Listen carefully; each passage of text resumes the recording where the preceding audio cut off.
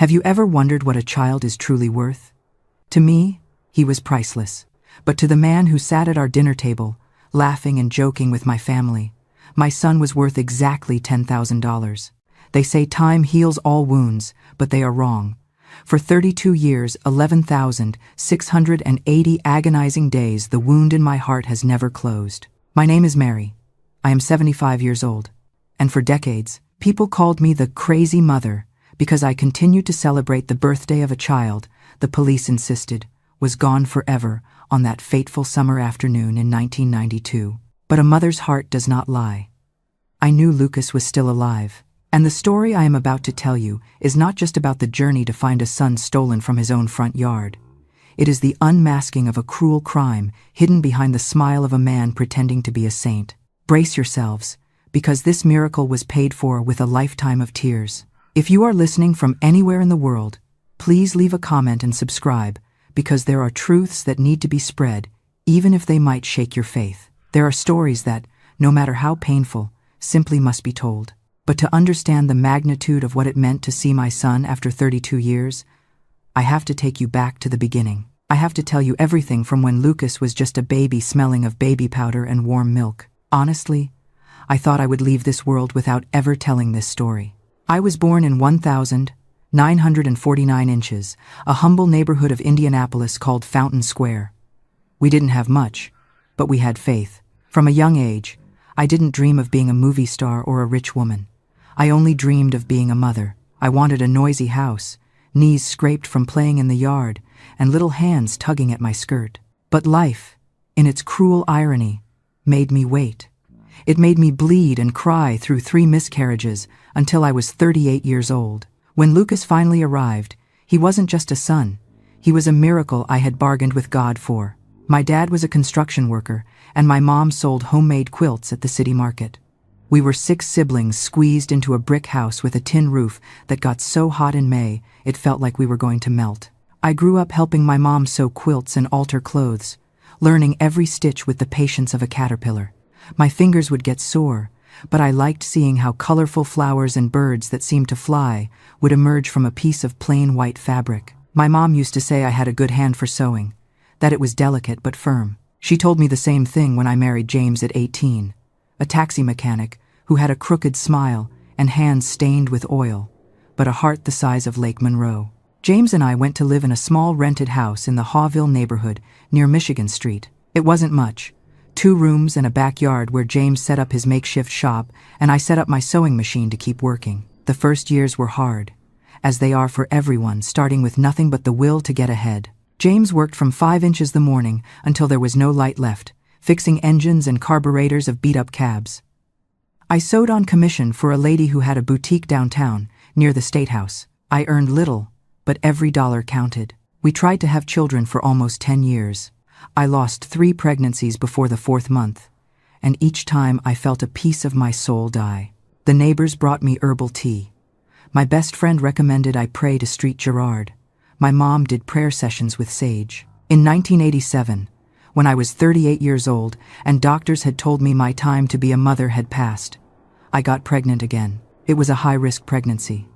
My body was tired, my back ached, but I held on to that baby with everything I had. This time, the pregnancy held. Lucas was born on February 14th, Valentine's Day, at Methodist Hospital. He weighed 7 pounds. He had a mop of hair black as night and hazel eyes that shone as if they had their own light. James cried when he saw him. I had never seen him cry, not even when his dad died. But there he was, with his son in his arms, tears running down his cheeks, whispering, "You're finally here, buddy. You're finally here with us." I cried too, but out of pure happiness. After so much time waiting, losing, suffering, I finally had my baby in my arms, my Lucas. Lucas's first years were the happiest of my life. He was a happy child, one of those who laughs at everything. He loved it when I sang, "You Are My Sunshine," while bathing him in the plastic tub in the backyard. He would splash with his little hands and scream, "Again, Mom, again!" He learned to walk at 11 months, and from then on, there was no stopping him. He ran all over the house, went into his dad's shop, grabbed tools even though we told him no. James would laugh and say, This kid is going to be a mechanic like his dad. Lucas had a special connection with his dad. He would get up super early just to see him eat breakfast before going to work. He would sit on his lap, and James would give him bits of scrambled eggs and toast, wipe his mouth with a napkin, and say, "You're my champion, right, Lucas?" And Lucas would nod seriously, as if he understood the importance of being his dad's champion. When Lucas was 4, in July 1991, James had an accident. He was fixing a taxi engine when the hydraulic jack failed and the car fell on him. They rushed him to Methodist Hospital, but he was pronounced dead on arrival. They notified me around 3 inches the afternoon. I remember I was sewing a white quilt with red flowers when James's friend, Mr. Steve, arrived with red eyes and a broken voice. I didn't have to ask him anything. I knew as soon as I saw him at the door, my world collapsed. I was 43, a widow who felt older than her age, with a 4-year-old son, and had just lost the love of my life. At the wake, Lucas didn't understand why his dad was lying in that wooden box and wouldn't talk to him. He would get close and say, "Daddy, wake up, let's play." That broke my soul into 1,000 pieces every time I heard it. After the funeral, I had to reinvent myself. The shop remained closed. I didn't know anything about mechanics. My only option was sewing. I started working day and night, accepting all the orders I could. The lady from the downtown shop increased my work, but it still wasn't enough. I had to move to a smaller house in the same neighborhood, just a 1-bedroom with a kitchen and a small backyard. Lucas slept with me in the same bed. At night, before sleeping, he would ask me, "When is my daddy coming back?" And I didn't know what to answer. I told him his dad was in heaven watching over him from above. He would stay quiet looking at the ceiling, and I would hold back the tears until he fell asleep. By 1992, a year after James's death, I had adapted to life as a single mother. It wasn't easy, but we were getting by. Lucas started kindergarten in January of that year at Sunnydale Elementary, which was 6 blocks from the house. He loved going to school. He would put on his white shirt and blue pants and feel like a little man. I took him every morning at 8 and picked him up at 1 inch the afternoon after dropping off my sewing work at the store. Lucas had a little friend in kindergarten. Her name was Emma. She was a tiny, skinny girl with long braids that reached her waist. Lucas talked about her all the time. "Mom, today, Emma shared her sandwich with me. Mom, Emma knows how to count to 20. Mom, I'm going to marry Emma when I grow up." He made me laugh with his ideas. He was so innocent, so pure, my boy. Around that time, I also met Gary. Gary was Emma's dad, a man of about 39 or 40, tall, dark-haired, with a thick mustache and black eyes that sometimes made me mistrustful, although I didn't know why. He was a widower, just like me. His wife had died of cancer 2 years earlier, and he was raising Emma alone. Shared grief can be a powerful trap, and Gary knew exactly how to weaponize it to bypass Mary's defenses. He mirrored her pain perfectly, playing the role of the struggling single father to gain her trust. But pay close attention to that quiet mistrust she mentioned earlier. It was her intuition screaming a warning that she was, tragically, too lonely to hear. He worked as an appliance salesman at a store downtown. He seemed like a good man. He always greeted me kindly, asked how I was, if I needed anything. Gary started chatting with me when we dropped off and picked up the kids. At first, it was just good morning and good afternoon, but then it got longer. He asked about my sewing. I asked about his work. One day he invited me for coffee at a diner near the school. I accepted. I didn't see anything wrong with it. We talked about our children, how hard it was raising them alone, how much we missed our partners. Gary was attentive, polite, helped me with the bags when we left the store where I dropped off my work. Lucas liked him. He played with him in the yard while I made dinner. Little by little, without realizing it, he started being more present in our lives. He came to visit on Sundays. He brought donuts or fruit. Sometimes he stayed to eat. Lucas treated him with affection, but I noticed he never called him uncle or anything like that. He just called him Gary, or Mr. Gary. In June 1992, Gary proposed we go on a picnic to Eagle Creek Park with the kids. It was Sunday. It was hot as always in Indiana, and I thought it would be good for Lucas to get out for a while. We brought lunch, sodas, and sat under a large oak tree. The kids played tag. Lucas was happy running with Emma. Gary took my hand at one point and said, "Mary, I like you a lot. I feel like we could form a nice family, the four of us together." I didn't know what to answer. It took me by surprise. I hadn't thought about having a partner again. I still missed James a lot. I told him to give me time, that I had only been a widow for a year, that I wasn't ready. Gary seemed to understand. Or so I thought. He smiled, that warm, practiced smile that had fooled everyone in the neighborhood. He didn't get angry. Instead, he played the victim, the lonely widower who just wanted to help. "I understand, Mary," he said softly, patting my hand. "I'm just here for you and Lucas." That touch, I should have pulled away. I should have listened to the cold shiver that ran down my spine. But loneliness is a heavy fog. It blinds you to the wolves standing right at your door. I let my guard down because I wanted Lucas to have a father figure. I paved the road to my own hell with good intentions. The 17th of July, 1992, is a date I will never forget. It was Friday, a hot and heavy day, with that humid Midwest air that hits you in the face as soon as you leave your house. Lucas didn't have school because it was summer vacation, and I had to deliver an urgent order of 10 quilts to the lady at the store. The problem was, I had to take them in person before 3 inches the afternoon, because the lady was traveling to Chicago that same day. Lucas was playing in the yard with his toy cars, those plastic Hot Wheels his dad had given him before dying and that he guarded like treasures. I finished folding the quilts, put them in a big shopping bag, and said to Lucas, "Honey, let's go downtown real quick, okay?" Lucas told me he didn't want to go, that it was too hot and he wanted to stay playing. That's where I made the biggest mistake of my life. I said, "What if you ask Mrs. Dorothy next door to keep an eye on you while I go and come back?" Lucas got excited about the idea. Mrs. Dorothy was a 70-year-old neighbor, a good person, who lived right in the house next door. She had a huge apple tree in her yard and always gave apples to Lucas. I went to knock and asked if she could watch Lucas for just half an hour. She said yes, no problem, that Lucas could come to her house to watch TV. But Lucas insisted on staying playing in our yard. "Mrs. Dorothy told him, 'All right, kiddo. I'll peek out the window every little while to see you, okay?' And Lucas nodded happily. I know exactly what you're thinking. You're blaming me, aren't you?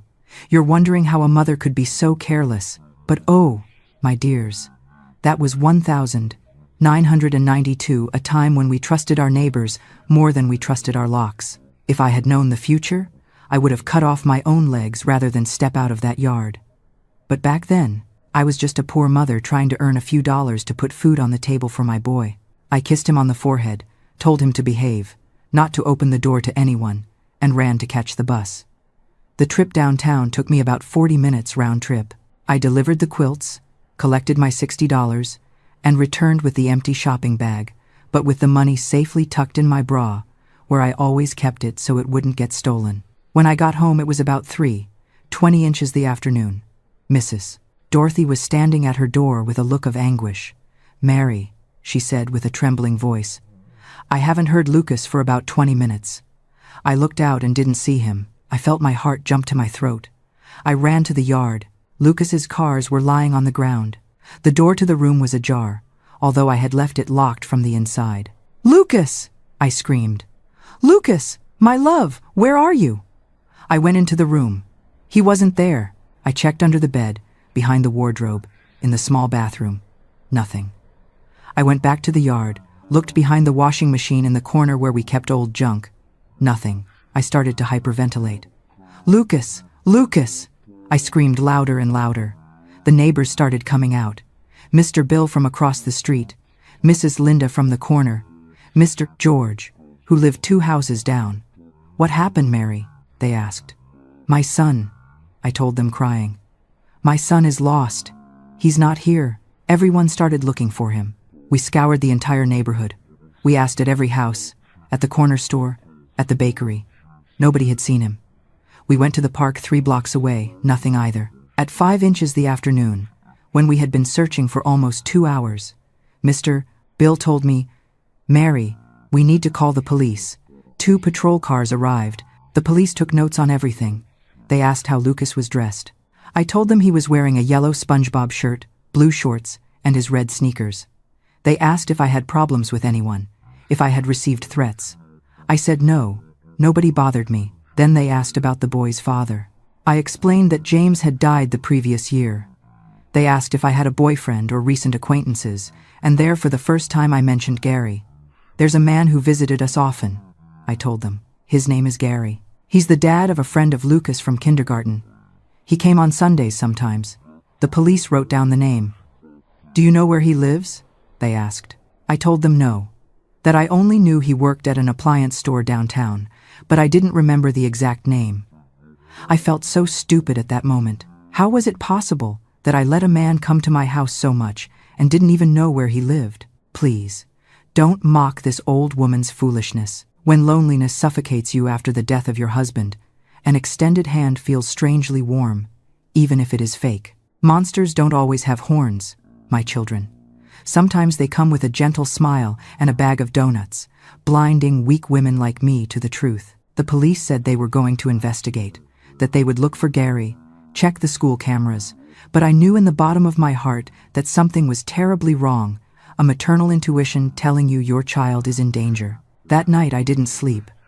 I sat at the door of my house with the porch light on, waiting for Lucas to appear walking down the street, saying, "Mom, I'm home." But he didn't arrive that night, nor the next, nor the one after. The days after Lucas's disappearance were a nightmare I couldn't wake up from. The police investigated Gary and discovered he had lied about everything.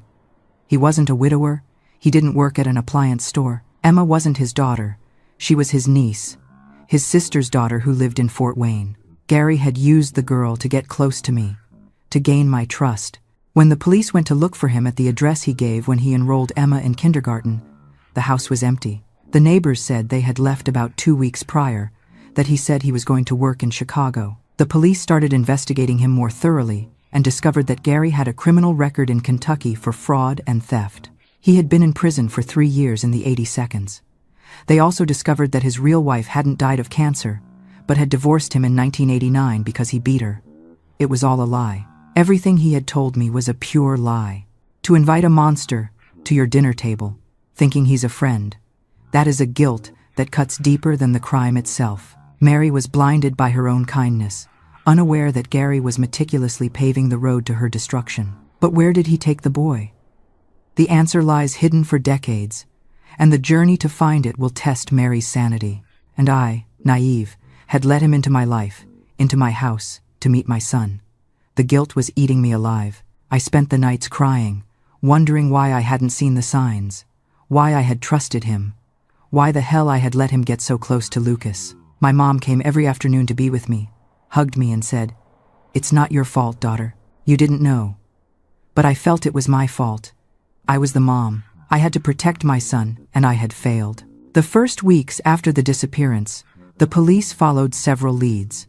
There was a report that a man with a child was seen at the Greyhound bus station heading to Illinois. Another report said they saw them in Chicago, but when they investigated, they found nothing. It was as if the earth had swallowed Gary and Lucas.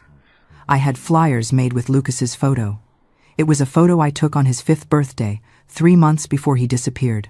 In the photo, he was smiling in his red Spider-Man shirt with a chocolate cake in front of him. Below the photo, it said, "Missing child. Lucas Thompson, 5 years old, disappeared the 17th of July, 1992, in Indianapolis, Indiana." I stuck those flyers all over the city, on telephone poles, at bus stops, in stores, at the market. I asked everyone I knew to share the photo. The lady at the shop where I sewed taped the flyer in her window. Every time the phone rang, my heart jumped, thinking it was news of Lucas. But it was never good news. It was just family asking how I was, or offering me help from psychics who supposedly could find my son. I went to 3 different psychics because I was desperate. One told me Lucas was alive, but far away, in another state. Another told me he was with a family that couldn't have children, and they were raising him well. The third told me Lucas had already died, that she was very sorry. That was the time I came closest to losing my mind. I left there crying hysterically, thinking my baby was dead and I was never going to see him again. But something inside me refused to accept it. A voice in my heart told me, "Lucas is alive. You don't feel him dead. You would feel it if he had died." And I clung to that voice. I clung with all my strength. Months passed. 1,992 turned into 1,000 993. I kept sewing because I had to eat, but I did it on autopilot, without thinking, just moving my hands. Every penny I saved I spent on making more flyers, traveling to other states when a lead arrived. I went to Chicago 3 times, following reports from people who said they had seen a boy who looked like Lucas. I went to St. Louis, to Detroit, to Cincinnati. I never found anything. The police eventually classified the case as a cold case with no viable leads and told me they were very sorry, but they couldn't do more, to keep waiting. That sometimes children appeared years later, but I saw in their eyes they didn't believe it. To them, Lucas was another number in the statistics of missing children.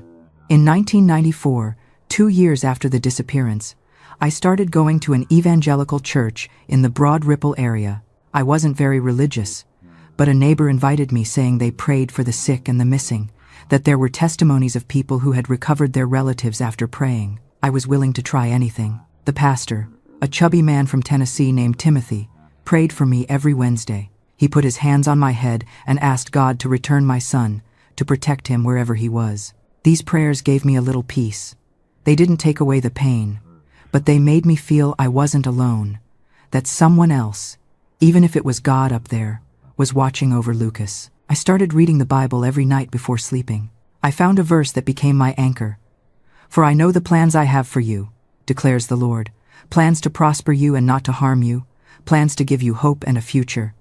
Jeremiah 29-11. I clung to that verse, wrote it on a piece of paper, and taped it on the wall next to my bed. Every morning getting up, and every night before sleeping, I read it out loud. God has a plan, I told myself. Lucas is going to come back. He has to come back. The years kept passing. 1,995, 1,996, 1,997. Lucas would have turned 8, 9, 10 years old. I imagined what he would look like. Would he still have those hazel eyes? Would he have grown tall like his dad? Would he remember me? That last question tormented me more than any other. What if he didn't remember me? What if whoever took him told him I had abandoned him, that I didn't want him? Every February 14th, his birthday, I bought a small cupcake and sang "Happy Birthday" alone in my house. I lit a candle and asked God that wherever Lucas was, he was okay, that he didn't lack food, that they wouldn't hurt him. After singing, I ate the cupcake crying, imagining Lucas was there with me blowing out the candle. In 1998, I moved to a bigger house in the Irvington neighborhood, not because I had more money, but because I couldn't stand being in that little house where Lucas had disappeared anymore. Every time I saw the yard, I saw his cars lying on the ground. Every time I passed the room, I heard him laughing. It was too much. I needed to start over, even if it was just changing locations. In the new house, I turned a small room into Lucas's room. I kept all his things there, his clothes from when he was 5, his toys, his shoes, a blanket with little dinosaurs he liked a lot. I put his birthday photo on the wall, along with all the flyers I had distributed over the years. It was my sanctuary, my place to remember him, to keep hope alive. My siblings told me it was unhealthy, that I had to accept that Lucas probably wasn't going to come back, that I had to go on with my life. But I couldn't. I couldn't close that chapter. My life had paused on that, the 17th of July, 1992, and I couldn't press play until I knew what happened to my son. Do you know what silence sounds like? For 32 years, my house was filled with a silence so loud it hurt my ears. I kept his door closed, but sometimes, in the middle of the night, I would sit on the floor of his room, hugging his Spider-Man t-shirt, inhaling the fading scent of baby shampoo and dust. My young friends, if you are listening to this story and have your little ones nearby, please, stop for just a second, run to them and hold them tight, because you never want to understand the feeling of a child's scent fading year by year, while you are left helplessly inhaling the dust just to remember that he once existed here. I became a ghost in my own life. People whispered when I walked by, "There goes the poor woman who lost her boy." They looked at me with pity that felt like needles. They didn't understand that I wasn't living. I was simply waiting. I was a clock that had stopped ticking the moment he vanished. To the outside world, Mary was just a woman trapped in the past, guarding a shrine of dusty toys and fading memories. But that refusal to move on wasn't madness. It was a mother's fierce defiance against a world that expected her to forget. It is a heavy, lonely burden to carry for decades. But keep listening, because that unwavering faith is about to be tested in ways you won't expect. In the year 2000, 8 years after the disappearance, there was a moment that almost broke me completely. I was at the city market buying tomatoes when I saw a boy of about 13 with his mom. He had black hair, olive skin, and when he turned to look at me, he had hazel eyes. My heart stopped beating. "Lucas?" I said without thinking. The boy looked at me strangely. His mom looked at me like I was crazy. "Sorry," I told her. I confused him with someone, but I had already attracted the attention of several people. I left there with eyes full of tears, feeling people's pitying stares. That kind of thing happened to me every now and then, seeing a child or teenager who looked even a little bit like Lucas, and feeling that pang in my chest, that crazy hope that it was him. But it never was. Never. In 2005, technology started to change. The internet arrived in Indianapolis, although I didn't have a computer, but my niece Jessica did. I asked her to help me look for information about missing children on the internet. We found websites of organizations looking for missing persons. Jessica uploaded Lucas's photo and information to several of those pages. She also helped me create an email so that if anyone had information they could contact me. I checked that email every week at a library that was in the neighborhood. I spent time there, but it was worth it even if only junk messages arrived. Sometimes messages arrived from people saying they had seen someone similar in such a place. I followed every lead. Although 13 years had passed and Lucas was no longer a 5-year-old boy, but an 8-year-old young man. The 2010 seconds were especially difficult. So much time had passed that most people, even my own relatives, had accepted that Lucas wasn't coming back. They stopped asking me about him, stopped mentioning him. It was as if he had never existed, as if I had invented an imaginary son. But to me, he was more real than ever. I kept celebrating his birthdays every February 14th. I kept going to Lucas's room and talking to him, telling him about my day. I kept praying every day for God to return him to me. In 2015, when Lucas would have turned 28, my mom died of a heart attack. It was so sudden, I didn't even have time to say goodbye. She died in her sleep one night and woke up cold. At the funeral, I started thinking about all the losses I had in my life. My husband James, my son Lucas, and now my mom.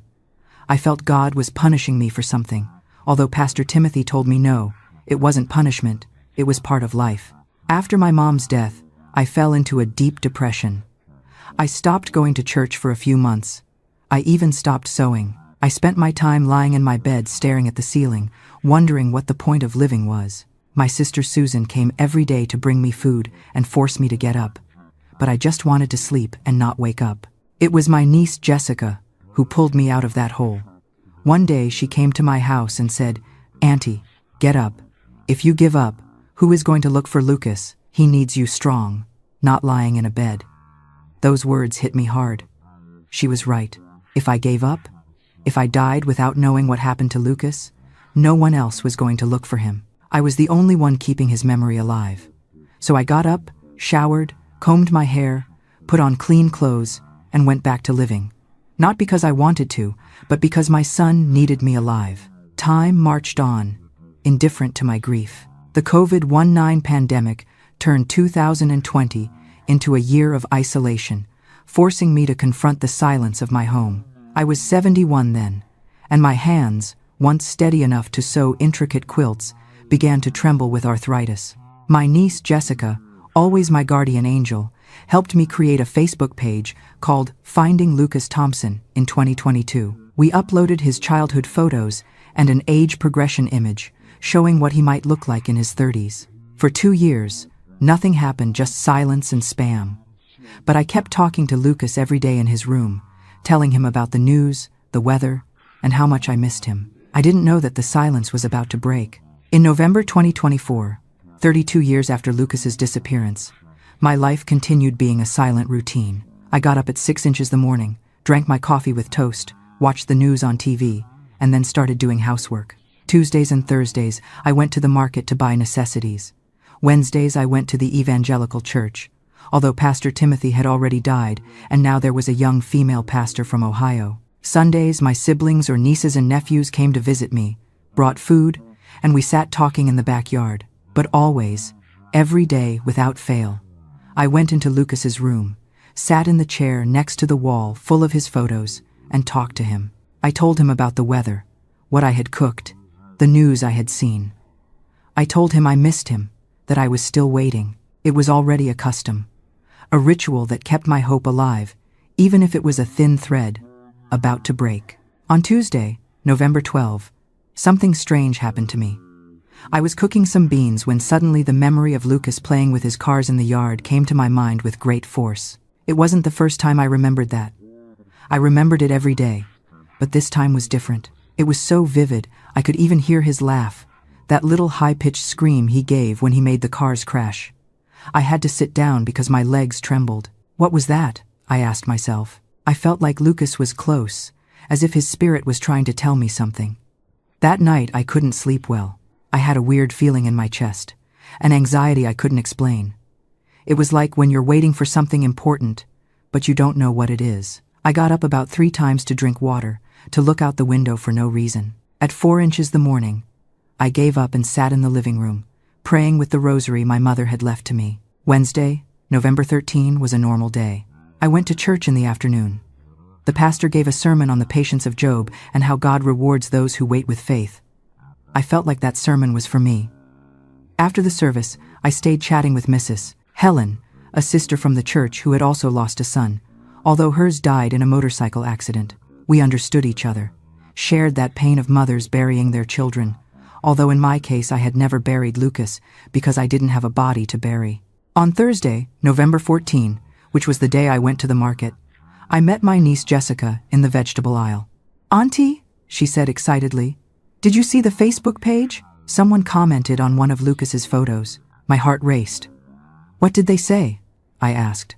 After decades of dead ends, a single notification can stop time. You can feel the tension in the room. Is this the miracle Mary prayed for? Or just another cruel scam waiting to break her heart again? Brace yourself, because the proof that comes next is undeniable. Jessica took out her phone and showed me. It was a comment from an account named Steve Martin, and it said, "I think I know this person. Could you give me more information?" I almost had a heart attack right there between the tomatoes and onions. "Did you answer him?" I asked Jessica. "Not yet. It just arrived like an hour ago." "What do I say?" We went to sit on a bench at the market, and between the two of us drafted a response. "Good afternoon. This person disappeared 32 years ago when he was 5 inches, Indianapolis, Indiana. If you have information, please contact us. It is very important for our family." We hit send and then sat there looking at Jessica's phone as if he were going to answer immediately. But nothing happened. 10 minutes passed. 20. Half an hour. "Auntie, let's go to your house," said Jessica. "I'll stay with you, and we'll see if he answers." We left the market shopping for later and walked fast to my house, which was about 15 minutes away. We arrived and sat in the living room. Jessica put the phone on the coffee table, and we both stared at it as if it were going to explode. I couldn't sit still. I stood up, walked, sat down again. I prayed in my mind, "My God, if it's a sign from you, let it be true. Please, let it be true." Around 5 inches the afternoon, Jessica's phone rang. It was a Facebook Messenger notification. She opened the app, and there was a message from Steve Martin. Jessica read out loud, "Hi, I need to talk to you with more privacy. Do you have WhatsApp or a number? This is my number." And he left a number with the 312 area code, which is from Chicago. If you ask me what I felt when I heard he had left a number for us to contact him, I couldn't explain it well with words. It was a mixture of hope, fear, excitement, and terror at the same time. What if it was Lucas? But also, what if it was someone who wanted to scam me? People had contacted me before saying they had information on Lucas, but actually just wanted money. Jessica looked at me. Should I call him Auntie? I stayed quiet for a moment. "Yes," I finally said. "But you text him first. Ask him what he knows." Jessica added the number and sent a message. "Hi, this is Jessica, Mary's niece. You said you know Lucas. Can you give us more information?" The 3 dots of typing appeared immediately. My heart was beating so hard, I heard it in my ears. Then the message appeared. "My name isn't really Steve. I'm sorry for using a fake name. It's just that I wasn't sure. I saw the photo on that page and it seemed very familiar. I need to ask you something. Did Lucas have a small scar on his left eyebrow? I felt like I was running out of air. Yes, I told Jessica, almost screaming. Yes, he had it. He got it when he was 3 on the swing. Jessica typed that same thing. The answer came fast. And was he born on the 14th of February, 1987? Yes! I screamed at Jessica again. She typed, confirming the date, and then came the message that changed everything. I am Lucas. I am your son. The world stopped turning. At that moment, Jessica and I stared at the phone screen, unable to believe what we were reading. Auntie, Jessica told me with tears in her eyes. He says he's Lucas. I couldn't speak. I started crying uncontrollably. Sobs so loud my chest hurt. 32 years. 32 years waiting for this moment. Jessica wrote to him. How can we be sure it's you? The answer was, I know it's hard to believe. I wasn't sure myself until I saw the photos on the page. There are things I remember from when I was a child. I remember my mom sang me a song when she bathed me. Something about sunshine. I remember my dad fed me on his lap in the mornings. I remember a small house with a yard where I played with my cars. Everything he said was real. Everything was exact. It's him, I told Jessica. It's my Lucas. It's my son. Jessica wrote. Where are you right now? Can we see you? The answer was, I live in Chicago, but I can go to Indianapolis. Actually, I already bought a bus ticket for tomorrow. I arrive around 8 at night. Can we meet? I didn't think for a second. Tell him yes, to come to my house, I told Jessica. She gave him my address and told him we would be waiting. Lucas, or whoever said he was Lucas, sent one more message. Mom, if you're reading this, I want you to know I never forgot you. Never. And I've been looking for you too. I collapsed. I started crying like I hadn't cried in years, with a cry coming from the deepest part of my being. Jessica hugged me, and we both cried together. He's coming, Auntie, she told me. Your son is coming. That night of Thursday, November 14, I didn't sleep at all. I spent it in Lucas's room, looking at his photos, touching his clothes, preparing myself mentally to see him. What would he be like? Would he look like James? Would he recognize me in person? What if he arrived and felt nothing for me because he had spent his whole life without me? I was also afraid it was a trap, that someone had invented that whole story to rob or hurt me. But something in my heart told me it was real, that it was my Lucas. The things he had said, the details he mentioned, nobody else could know them. Friday, November 15, felt eternal. Jessica came to my house early to accompany me. I cleaned the house top to bottom, even though it was already clean. I cooked a pot roast because I thought maybe Lucas would be hungry when he arrived, and also it was one of James's favorite dishes. I put iced tea in the fridge, arranged the living room, moved the furniture 3 times until Jessica said, Auntie, calm down, the living room is perfect. Around 6 inches the afternoon, I showered and put on my light blue dress, which was the nicest one I had. I combed my hair, put on a little perfume. Jessica helped me put on a little makeup, just a bit of blush and lipstick. Auntie, you look beautiful, she said. But I looked in the mirror and saw a 5-year-old woman, etched with wrinkles and crowned with gray hair. Lucas had seen me for the last time when I was 43, when I still had color in my cheeks and strength in my back. What would he think seeing me now? At 7:30, my siblings Susan and Robert arrived at the house. Jessica had told them what was happening. Mary, Susan told me, don't get your hopes up too much, just in case it's not him. But Robert said, if he comes all this way and knows all those details, it has to be him. Nobody would invent all that. We all sat in the living room to wait. I looked at the clock every 2 minutes. 7:40, 7:45, 7:50. At 8:05 I stood up and looked out the window. The street was dark. Only the street lamp on the corner illuminated a little. Then, exactly at 8:15, 3 sharp knocks echoed through the house. The sound made everyone in the living room freeze. My heart stopped. Jessica looked at me, standing up quickly. I'll get it, Auntie.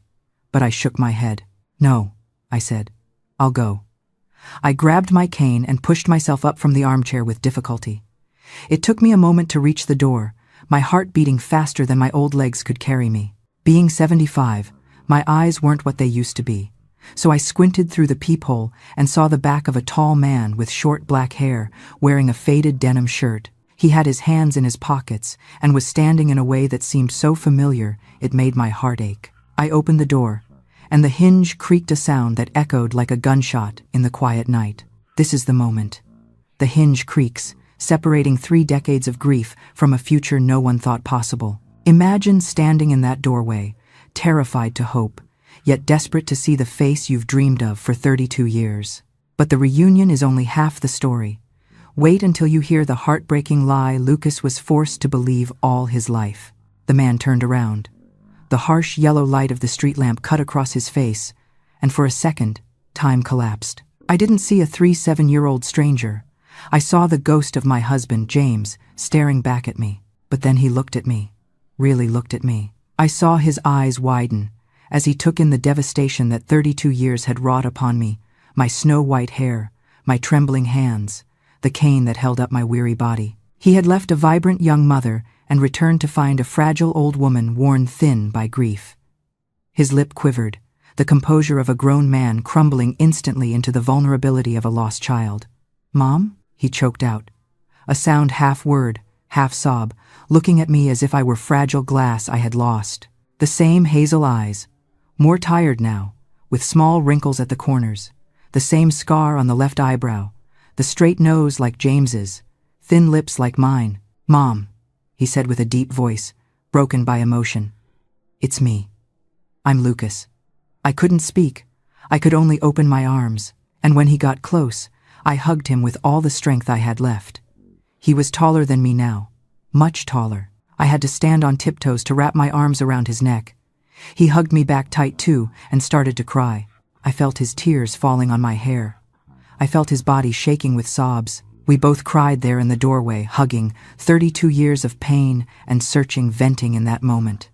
"My boy," I managed to say through tears. "My boy, you're here, you're here." He just repeated, "Mom, Mom, I'm sorry, I'm sorry." And I told him, "You have nothing to forgive, my love, nothing." I don't know how long we stood like that.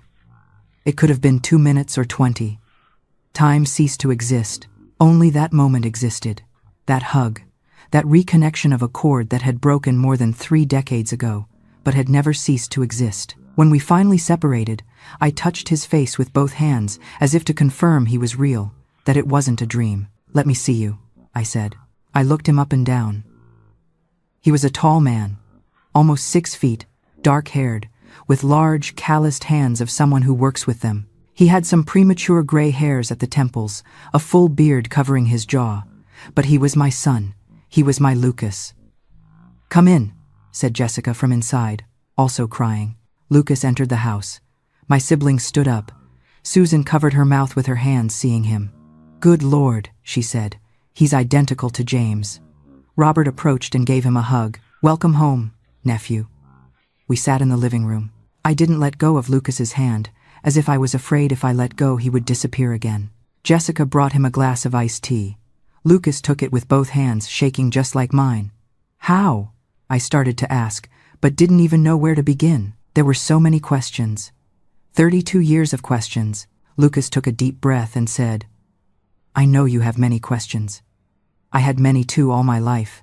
I'm going to tell you everything, but it's a long story." I told him it didn't matter, that we had all the time in the world, that I had been waiting 32 years to hear his story, and it could take all night. Lucas began to tell, and what he told us over the next hours was something I had never imagined even in my worst nightmares. But before continuing with what Lucas told us, I need to explain how I felt listening to him speak. It was a mix of emotions so complex I don't have exact words to describe it. On one hand, there was the absolute happiness of having him there alive, sitting in front of me. On the other hand, there was the pain of knowing he had suffered, that he had grown up without me, that his childhood had been stolen. The 17th of July, 1992, began Lucas with a slow voice. "I was playing in the yard with my cars, like you said. I remember it was very hot, and you had told me you were going downtown quick. I wanted to stay playing because I was in the middle of a car race I had invented." He stopped for a moment as if it was hard to remember. The lady next door, Mrs. Dorothy, peeked out her window every while. I saw her and waved. "What happened next, my love?" I asked, squeezing his hand. "After a while," continued Lucas, "like 15 or 20 minutes, I heard someone knocking on the door. I knew I shouldn't open. You had told me clearly. But the person knocking said, 'Lucas, it's Gary. Your mom sent me to find you.' I knew Gary. He came to the house on Sundays, played with me. I liked him. So I thought it was true that you had sent him." A knot formed in my stomach hearing that. Gary had used the trust Lucas had in him.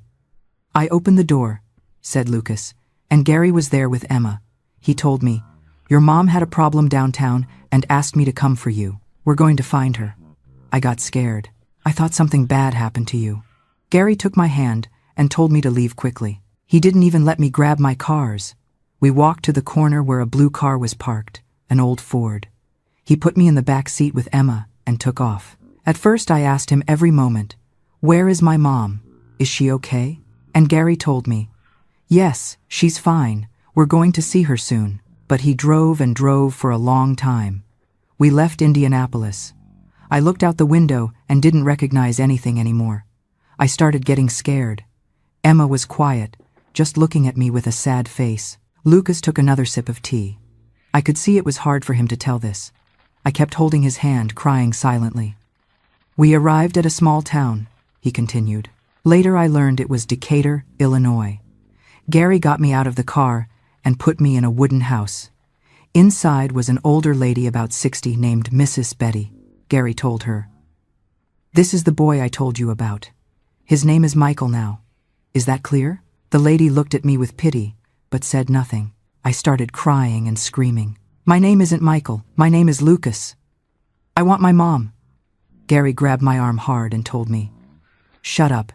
Your mom doesn't want you anymore. She asked me to give you up for adoption because she has no money to raise you. If you behave, Mrs. Betty will take care of you.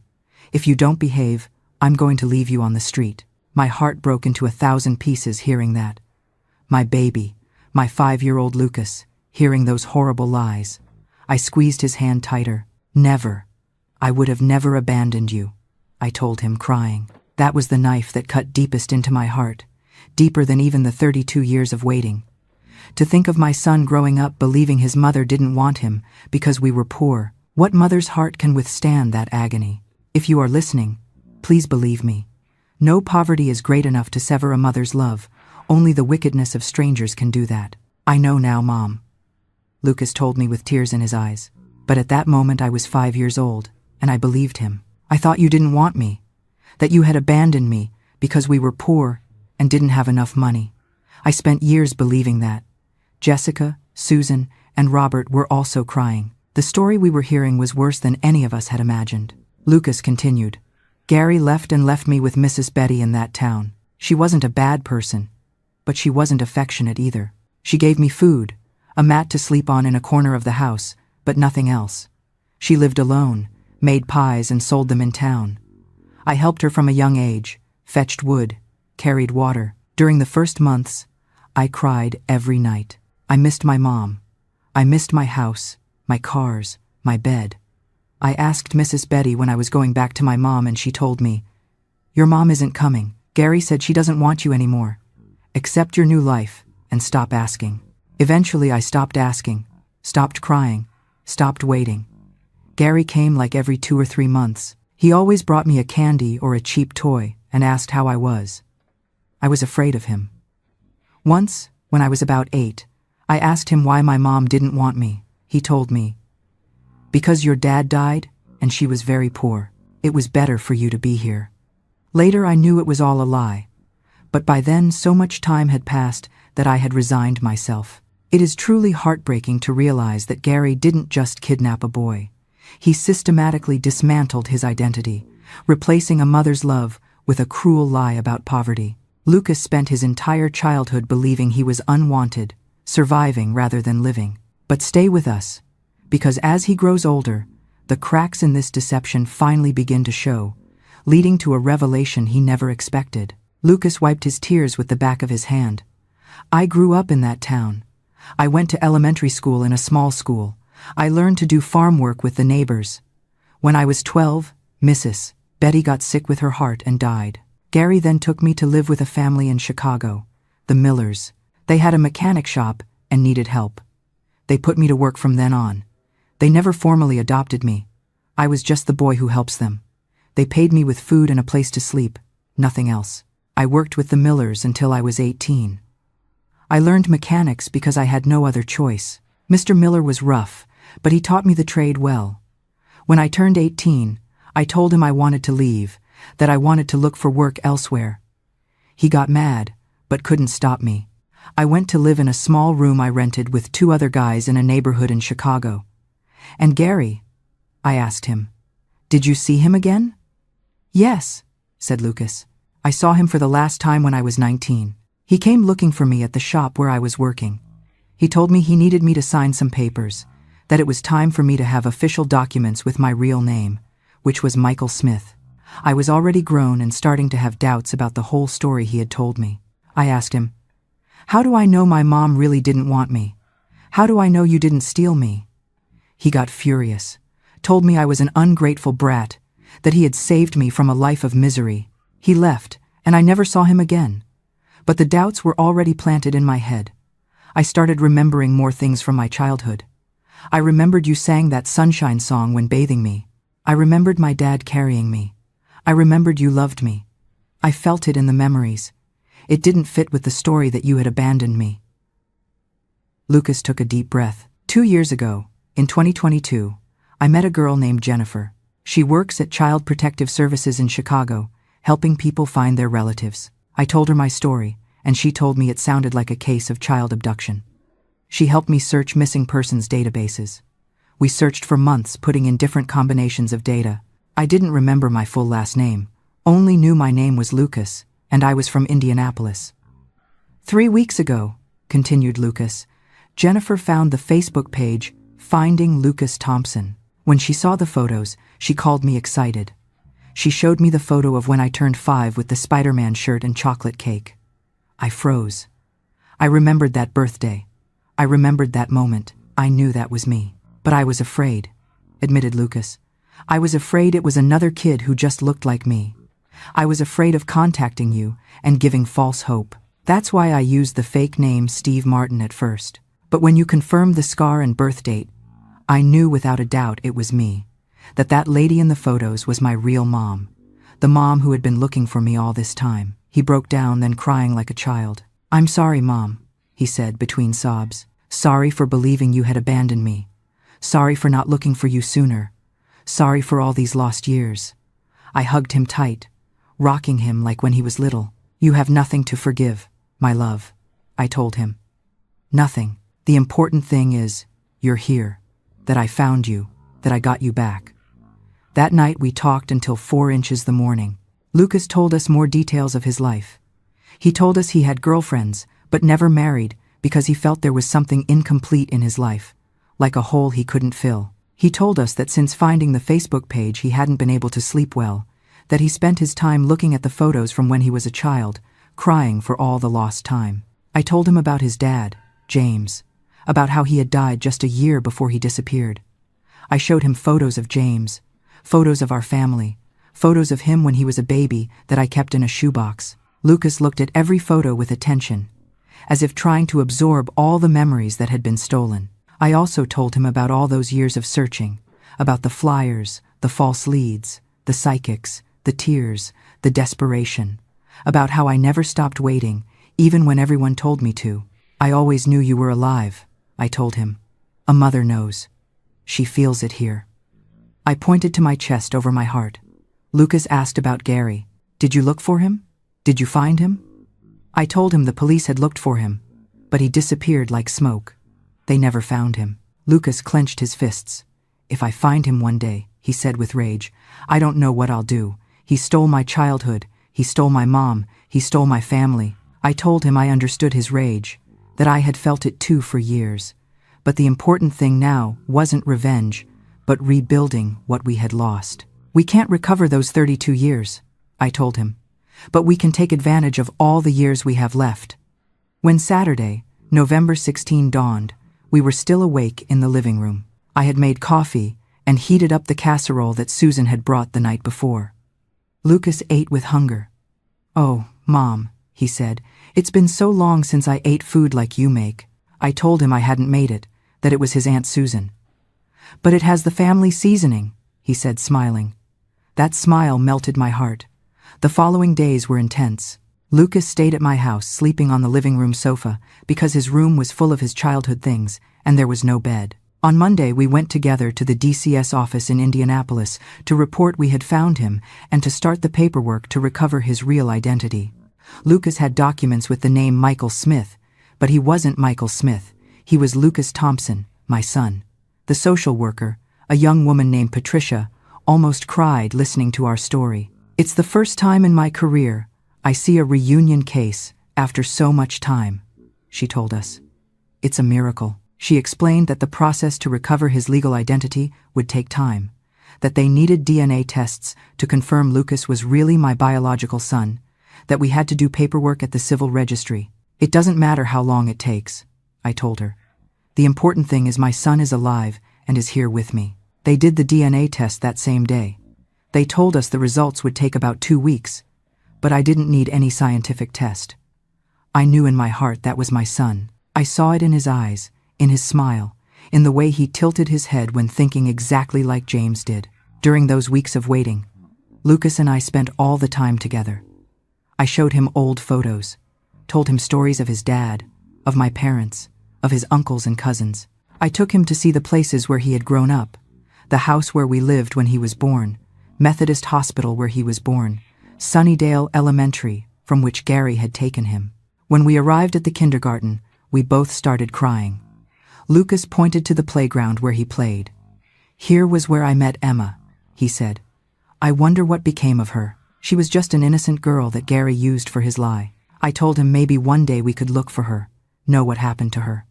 I also took him to visit James's grave. We bought flowers at the market and went to the Crown Hill Cemetery. The grave was simple, a cement headstone with the name James Thompson, 1960 to 1991.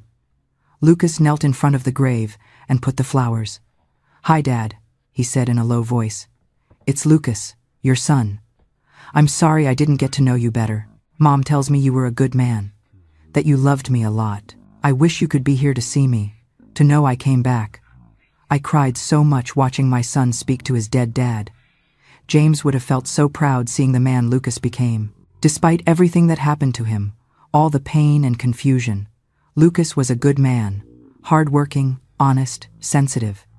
That was James's work, the blood he carried in his veins. The DNA results arrived on December 4th. We went to the DCS together to pick them up. Patricia handed them to us with a smile.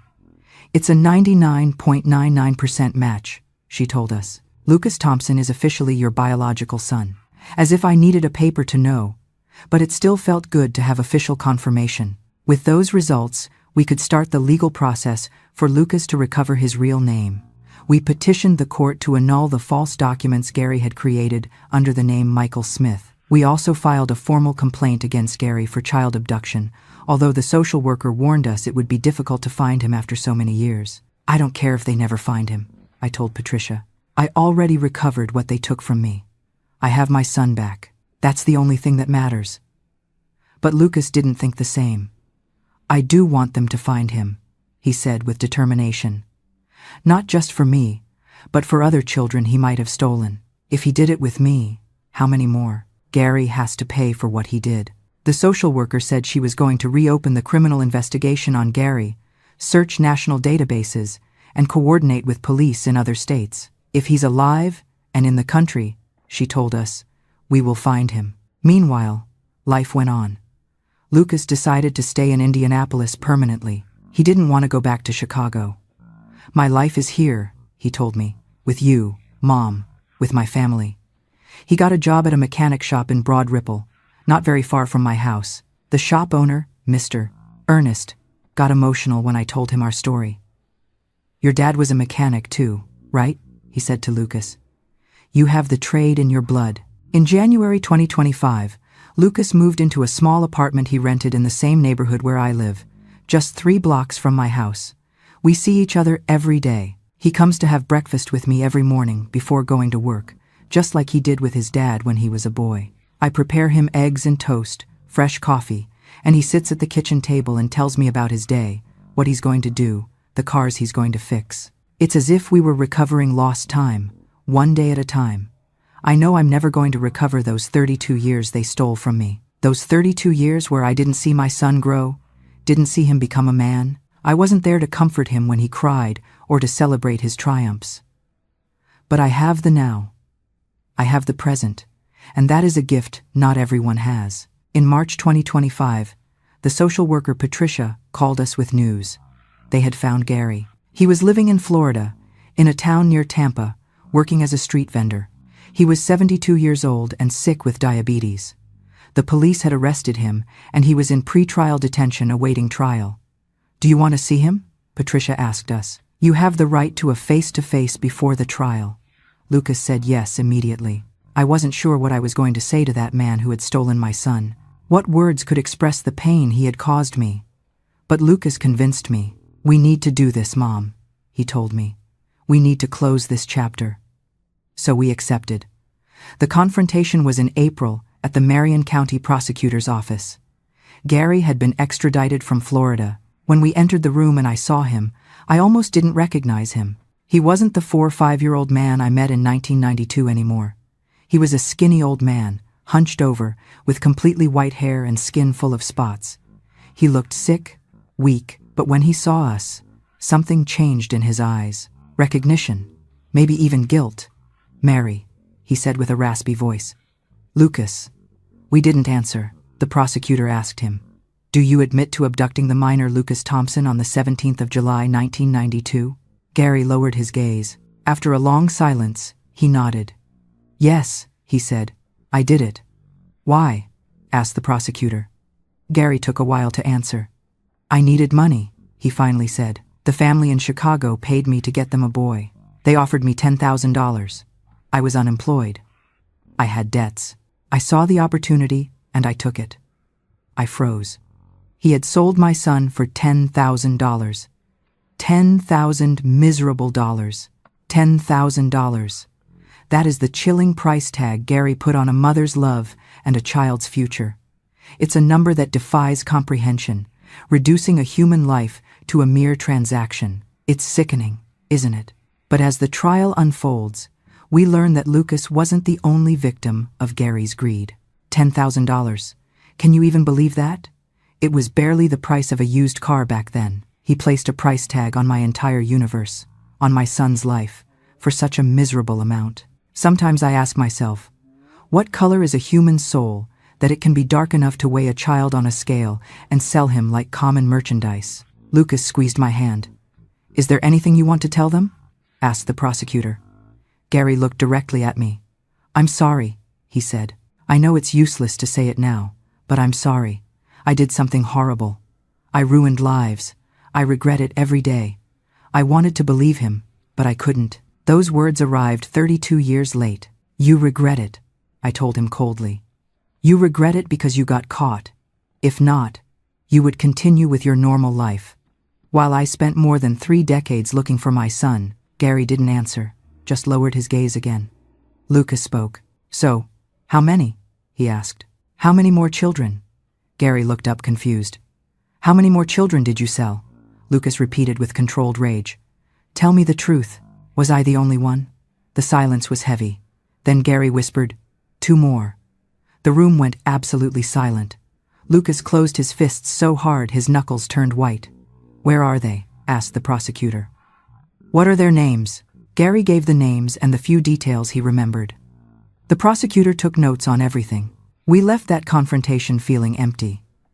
Gary was going to trial. He was going to face charges for 3 child abductions. He was probably going to spend the rest of his life in prison.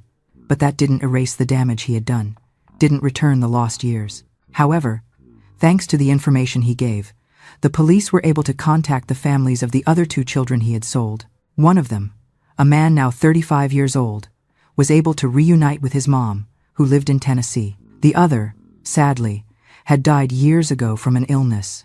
But at least his family could have answers, could know what had happened. Gary's trial began in June 2025, almost a year after Lucas knocked on my door that November morning.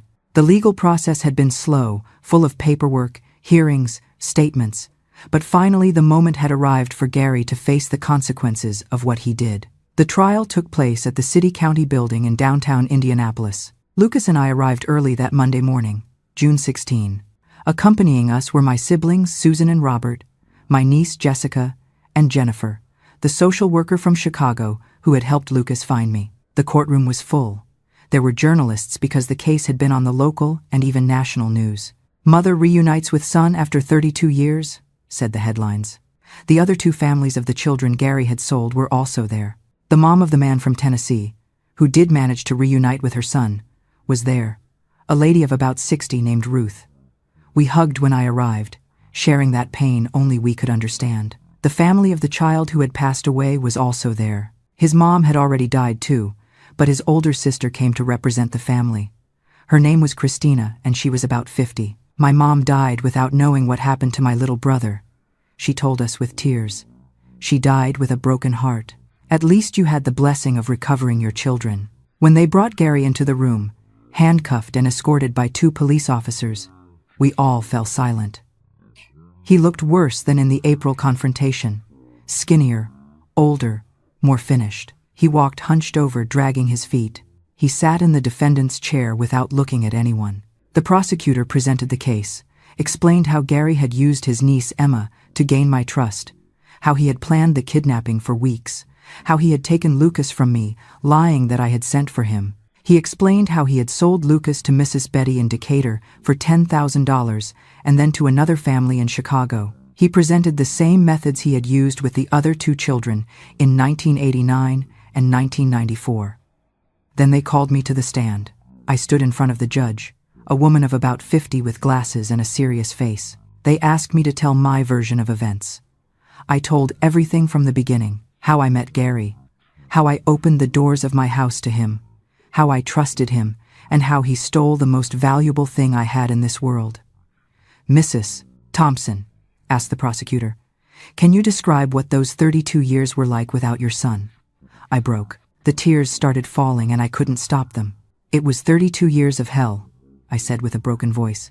32 years of waking up every day, not knowing if my son was alive or dead. 32 years of seeing every child on the street and wondering if one would be my Lucas. 32 years of blaming myself for opening the door to that man. There are no words to describe that pain. It is as if they tear your heart out of your chest and leave you living without it. Gary's defense attorney, a young guy who looked fresh out of college, tried to argue that Gary was remorseful, that he was 72 years old and sick, that sending him to prison at that age would practically be a death sentence. But the prosecutor counterattacked. The defendant showed no mercy when he snatched their children from these mothers. He showed no mercy when he sold innocent children as if they were merchandise. Why should we show him mercy now? Then it was Lucas's turn. He went up to the stand with his head held high with the dignity of someone who had survived the unimaginable. He told his story with a firm voice. The 32 years living with the lie that his mom had abandoned him, the child labor, the emotional abuse, the loss of his identity. "He stole my childhood," said Lucas, looking directly at Gary. "He stole my mother's love. He stole knowing my father before he died. He stole my name, my family, my history, and not just me, but 2 more children. One of them can no longer be here to tell his story because he died without knowing who he really was. That man," he pointed to Gary, "does not deserve compassion. He deserves justice." The trial lasted 3 days. We heard testimony after testimony. Ruth from Tennessee told how her son Jesse had disappeared in 1989 when he was 7 years old, and how thanks to this investigation, she had found him living in Virginia with a fake name. Christina told how her family never recovered from the disappearance of her little brother in 1994, how her mom became an alcoholic from the pain and died of cirrhosis 10 years later. The experts presented evidence, false documents that Gary had fabricated, testimonies from people in Decatur who remembered the boy who arrived with him in 1992, records of suspicious bank transfers. Everything pointed to Gary, operating a child trafficking network for years, selling children to families who couldn't or didn't want to adopt legally. The last day of the trial, June 18, Gary had the opportunity to speak. He stood up slowly, leaning on the bench. With a weak voice, he said, "I have no excuses for what I did. I know I destroyed families. I know I ruined lives. I did it for money, for ambition, for selfishness. If I could turn back time, I would do it differently, but I can't. I can only ask for forgiveness, although I know I don't deserve it." He looked towards where Lucas and I were. "Mary, Lucas, I'm sorry. Ruth, Christina, I'm sorry. I know my apologies mean nothing, but they are all I can offer." He sat down again with tears in his eyes. The judge retired to deliberate.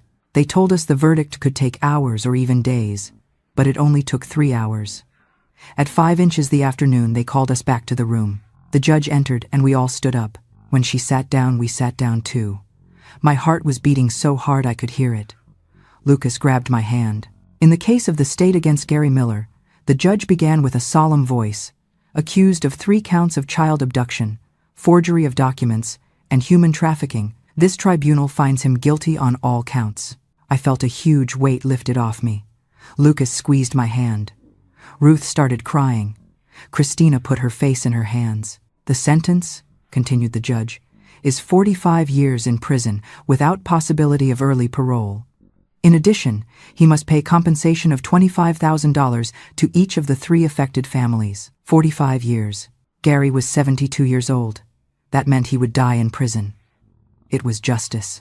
While no sentence can ever return the stolen years, seeing Gary face the consequences offers a necessary closure.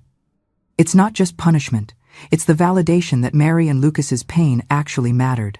But the story doesn't end in a courtroom, it ends with a new beginning that will warm your heart. It didn't bring back the lost years, it didn't erase the pain, but it was justice at last. When we left the courthouse, there were reporters waiting for us. They put microphones in our faces, cameras, recorders. "Mrs. Thompson, how do you feel about the verdict?" they asked me. I looked at the cameras and said, "I feel relieved, not for revenge, but because I know Gary won't be able to hurt any other family. My son and I recovered 32 lost years, but at least now we have justice and can start healing for real." Lucas also spoke. "I want this story to serve so that other families don't lower their guard, don't trust strangers so easily, no matter how good people they seem. My mom trusted Gary because he seemed like a good man, and he used that trust to destroy our family. You have to be alert always." The months after the trial were of adjustment and healing. Lucas and I started going to psychological therapy together. The DCS had recommended a psychologist specialized in trauma from forced separation. Her name was Dr. Monica, and she had an office in Carmel. The sessions were difficult. We had to talk about painful things, bring out emotions we had kept for years. Lucas cried, talking about how he had believed for decades that I didn't want him. I cried, talking about the guilt I carried for leaving him alone that day. Dr. Monica helped us process those feelings, to understand it wasn't either of our faults, that the only guilty person was Gary. "Both are survivors," Dr. Monica told us. "Mary, you survived 32 years of pain and searching without giving up. Lucas, you survived 32 years of deception and loneliness without losing your essence. Now you have to learn to live together again, to build a new mother and son relationship." And we did that. Little by little, day by day, we rebuilt what they had stolen from us. We created new rituals. Every Sunday, we went to eat at some restaurant in the city. Lucas took me to see places I had never visited. The Children's Museum, Monument Circle, the beaches of Lake Michigan. We also watched movies together at my house, ate popcorn, and he explained the parts I didn't understand, because sometimes movies nowadays are very complicated for me. Lucas met the whole extended family.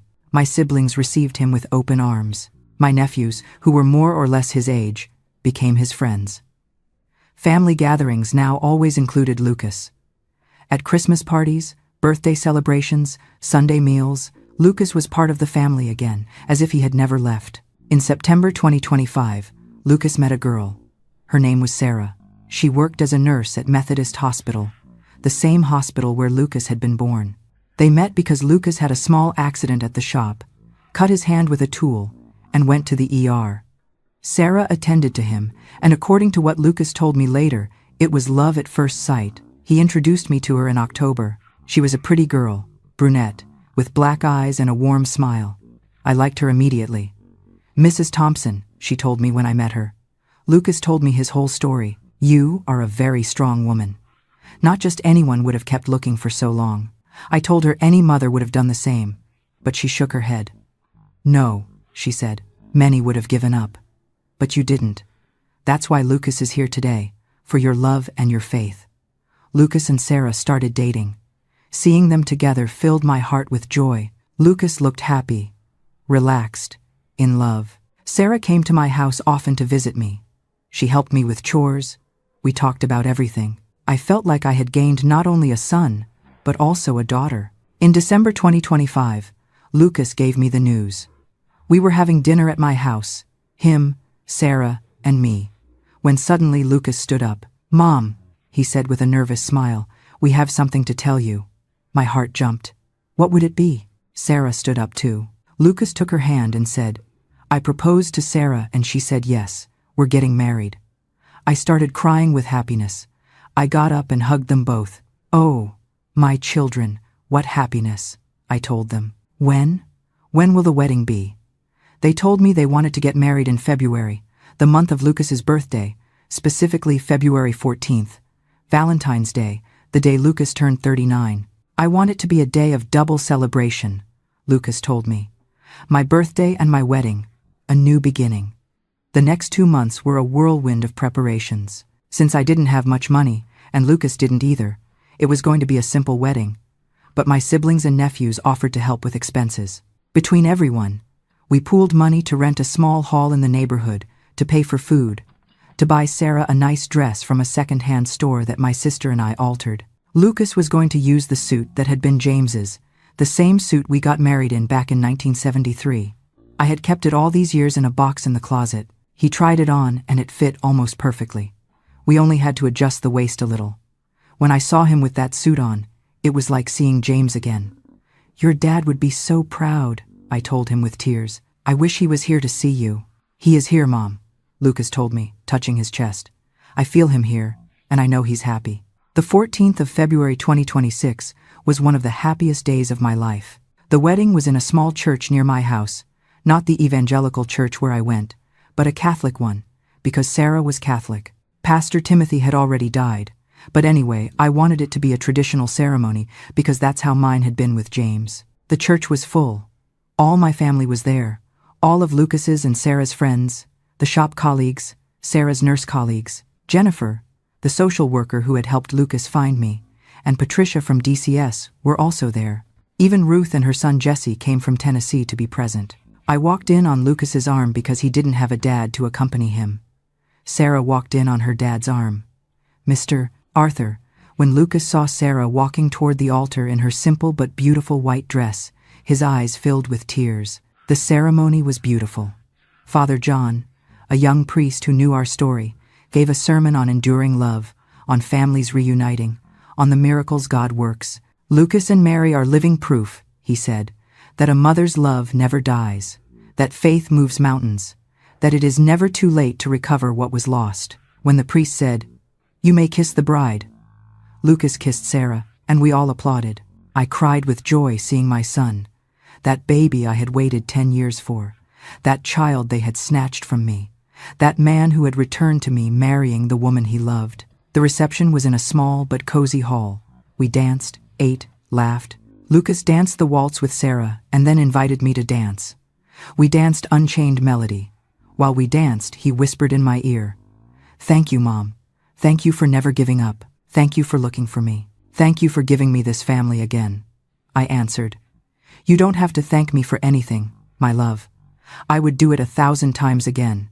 You are my son, my whole life." In July 2026, Sarah gave me news that made me cry with happiness. She was pregnant. I was going to be a grandmother. After so many years of pain, loss, searching, I was finally going to have that blessing I thought I would never have. "What do you want it to be, Mom?" asked Lucas. "Boy or girl?" I told him I didn't care. As long as it was born healthy, it was enough. But secretly I hoped it was a boy so he would look like Lucas, so he would carry his dad's name. In March 2027, my grandson was born. It was a boy as I had hoped. He was born on March 7 at Methodist Hospital, the same hospital where Lucas had been born 40 years earlier. He weighed 6.8 pounds. He had a mop of black hair, and when he opened his little eyes for the first time, they were hazel. Just like Lucas's, just like James's. Lucas and Sarah named him James Lucas Thompson. James for his paternal grandfather, Lucas for his dad. When they put him in my arms for the first time, I felt my life was complete. There was my grandson, the continuation of my lineage, proof that all the pain had been worth it. "Hi, James," I told the baby. "I'm your Grandma Mary. I've been waiting for you all my life." The baby grabbed my finger with his tiny hand, and I melted. I looked at Lucas and said, "He's identical to you when you were born." Lucas smiled with tears in his eyes. "The circle is complete, Mom," he told me. "A new generation, a new opportunity. From the emptiness of a lost child to the fullness of holding a grandchild, Mary's journey comes full circle. It is a powerful reminder that while scars remain, life has a beautiful way of growing around them." If Mary's resilience touched you, please take a moment to like and subscribe so we can share more powerful stories of hope together. Now in November 2027, 3 years after Lucas knocked on my door that night, my life is completely different. Now in November 2027, I am 78 years old. My movements are slow, but my heart is full. I can't chase James around the house, but I sit on the carpet with him, reading stories and letting him hold my wrinkled fingers. I know my time on this earth is winding down, but God allowed me to see the continuation of my life. Feed him, bathe him, play with him, sing him the same songs I sang to Lucas. James is already 8 months old, crawls all over the house, laughs at everything, babbles little things that sound like Mom and Dad. When Lucas picks him up in the afternoons, the boy gets so excited he kicks his legs. It's the most beautiful thing I've seen. On weekends, the 3 of them come to eat at my house. Sarah helps me cook. Lucas plays with James in the yard, the same yard where he played when he was 5. Sometimes I stay looking at them, and I can't believe this is real, that after 32 years of loneliness and pain, now I have a complete family again. We also continue going to therapy, although now it's only once a month. Dr. Monica says we have made incredible progress, that the way we have rebuilt our relationship is exemplary. There are still difficult moments when Lucas gets sad, thinking about everything he missed, or I feel guilty about that day I left him alone. But we have learned to talk about those feelings, to process them together. Gary is still in prison. We receive occasional news of his situation. He is sick. His diabetes worsened. He has heart problems. Part of me feels pity for him, but only a very small part. The greater part of me feels he is paying exactly what he owes. The other $25,000 he was ordered to pay us we have never seen, because Gary has nothing. But it doesn't matter. It wasn't the money we wanted. It was justice. The mom from Tennessee, Ruth, became a close friend of mine. We talk on the phone once a week. We share our experiences, our healing processes. Her son Jesse also reconnected with his identity. Although his path was different from Lucas's, Jesse decided to stay living in Virginia, where he had grown up, but now visits his mom regularly. It is a comfort to know I am not alone in this, that there are other moms who understand exactly what I went through. If you reached this point in my story, I want to thank you from the heart for listening to me. I know it was long. I know it was painful in parts, but it was important for me to tell it complete, every detail, every moment, every tear. Because this story isn't just mine. It's for all the mothers who have lost their children, for all the families that have been destroyed by human trafficking, for everyone looking for someone they love. Before finishing, I want to ask you one last favor. If this story reached your heart, if you feel it is worth more people knowing it, leave me a like and subscribe to the channel. Share this story with your families, with your friends. Write a comment telling me what country you are watching us from. Your support makes this channel grow and allows more stories like mine to reach those who need to hear them. There are many mothers out there who are still searching, who still have hope. This story is for them, so they know that miracles do exist, that they should never give up. Now I want to speak directly to you, to those listening to this, especially mothers, grandmothers, women of my age, who maybe feel their life has passed, that there is no time for changes, for new beginnings, for miracles. I am here to tell you that it is never, ever too late. I was 75 years old when I recovered my son. 75. Most people at that age are thinking of the end, of resting, but I restarted my life at 75. Most people at that age are thinking of retiring, resting, quietly waiting for the end. But I recovered my life at 75. I recovered my son, gained a daughter-in-law, became a grandmother, started over. If I could do it after 32 years of pain and searching, you can do whatever you need to do in your lives. Are you looking for someone? Don't give up. Do you have a dream you think you can no longer reach? Try anyway. Do you feel it is too late to be happy? It isn't. It never is. Age is just a number. What matters is the heart, faith, determination. I never stopped looking for Lucas because my heart told me he was alive. Even though everyone told me to forget him, to move on, I couldn't, and in the end, my heart was right. I also want to speak to the young people listening to this. Please, please, take care of your children. Don't lose sight of them for a second. Don't trust strangers. No matter how good people they seem, Gary seemed like a good man. He was polite, kind, attentive, and used that facade to destroy families. Talk to your children about the danger of strangers. Teach them not to open the door to anyone, even if they say they come on behalf of mom or dad. Set up family passwords, codes only you know. Do it, please. I don't want any other family to go through what I went through. And if unfortunately it already happened to you, if you already lost a child, a sibling, a relative, don't lose hope. Keep looking. Use social networks. Contact missing persons organizations. Put up flyers. Talk to the police. Never stop. While there is life, there is hope. While there is love, there is possibility. I learned so many things in these 32 years of searching. I learned that a mother's love is the most powerful force in the universe. I learned that faith moves mountains. Literally. I learned that community is important, that family is everything, that you are never alone if you have people who love you. I learned that pain doesn't kill you, even if sometimes you feel it does. Pain transforms you, makes you stronger or makes you bitter depending on how you face it. I decided pain would make me stronger. I decided to turn every tear into a prayer, every moment of despair into an impulse to keep searching. I also learned to forgive, not Gary. I still can't forgive him completely, but myself. I spent years blaming myself for leaving Lucas alone that day, for trusting Gary, for not seeing the signs. But Dr. Monica helped me understand I wasn't to blame, that I did the best I could with the information I had, that nobody could predict what was going to happen. I learned it is never too late to start over. At 75 years old, when most people are thinking about the end, I was starting a new life. A life with my son, with my daughter-in-law, with my grandson. A life full of love, hope, future. And I learned miracles exist, not the type you see in movies with special effects and lights from the sky, but real, everyday miracles, made of small coincidences that align perfectly. The miracle that Jennifer saw the Facebook page just when Lucas was looking for answers. The miracle that Lucas remembered specific details of his childhood that confirmed his identity. The miracle that after 32 years my son and I could recognize each other, not with eyes, but with the heart. Today is the 20th of November 2027. It's been exactly 3 years since Lucas knocked on my door that night. I am sitting in my living room, with James asleep in my arms, waiting for Lucas to arrive from work. The house smells of pot roast that I prepared for dinner. In Lucas's room, now turned into my grandson's room, sound the same toys Lucas used when little. I saved some and gave them to James. The circle is complete.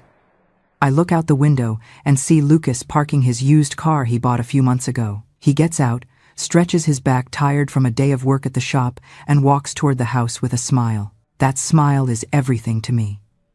It is the confirmation that it was all worth it. Every tear, every sleepless night, every time I felt I couldn't go on. It was all worth it to see that smile every day. Lucas enters and the first thing he does is kiss me on the forehead. "How was your day, Mom?" he asks.